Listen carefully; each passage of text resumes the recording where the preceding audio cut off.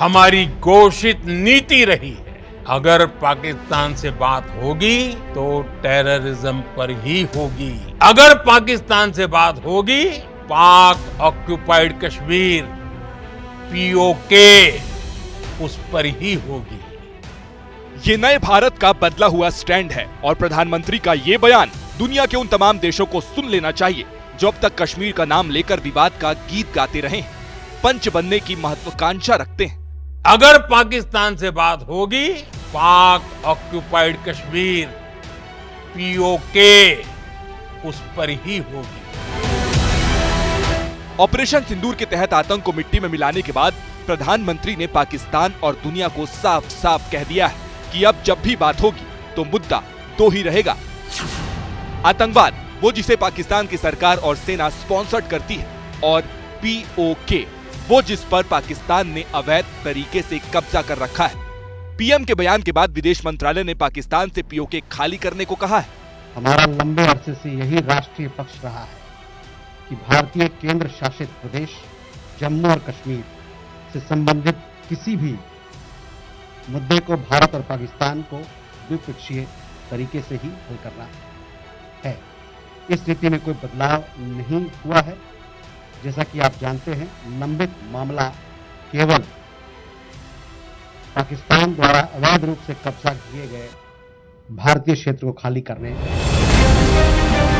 PoK बनने की कहानी शुरू होती है साल 1947 में बंटवारे के कुछ दिनों के बाद से ही। जब भारत और पाकिस्तान का बंटवारा हुआ तब जम्मू कश्मीर ने दोनों से अलग रहना मंजूर किया।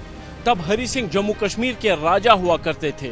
22 अक्टूबर 1947 को पाकिस्तान के कबालियों ने कश्मीर में घुसकर कब्जा करना शुरू कर दिया था, लेकिन बाद में राजा हरि सिंह ने अपनी धरती बचाने के लिए भारत में जम्मू कश्मीर का विलय किया था। कश्मीर के हिस्से पर पाकिस्तान के कब्जे का मामला संयुक्त राष्ट्र में गया, जहां दिसंबर 1948 में जिसके हिस्से जो है वो रखने का फैसला हुआ। जिस हिस्से पर पाकिस्तानी कबायलियों ने कब्जा किया था वो हिस्सा पीओके कहलाता है।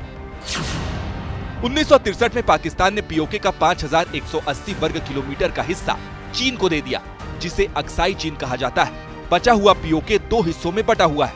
एक गिलगित बाल्टिस्तान का इलाका है तो दूसरा बचा हुआ पीओके। गिलगित में 14 जिले हैं, 17 लाख की आबादी है। बचे हुए पीओके में 10 जिले हैं, 40 लाख की आबादी है। इसी पीओके को पाकिस्तान से वापस लेना है। भारत की संसद में बाकायदा इसका प्रस्ताव पास हो चुका है। जो पीओके में रहने वाले लोग हैं वो पाकिस्तान की हुकूमत से खुश नहीं। उन्हें पाकिस्तान की सेना और सरकार आतंकी बनाकर भारत के खिलाफ इस्तेमाल करती है।